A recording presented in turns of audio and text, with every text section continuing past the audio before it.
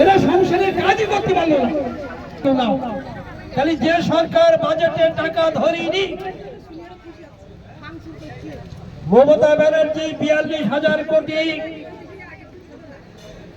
পুনর্শ করে দেবে বলে 42,000 কোটি, আর 3,000 টাকা করে দিলে 36,000 কোটি ধরা হয়। ধরতে হবে তো 84,000 কোটি। 84,000 কোটি টাকা বাজেট করার দরকার ছিল, সেই বাজেট না। এক কথা, সব মানুষ পাবেন না, সব মহিলারা পাবেন না।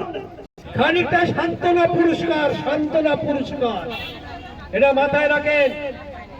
কিন্তু দুর্ভাগ্য, ভাগ্যে ভোগে অবস্থাপন্ন কেউ কেউ পেয়ে যাচ্ছে, বিভিন্ন কাজের সঙ্গে যুক্ত এমন কেউ পেয়ে যাচ্ছে।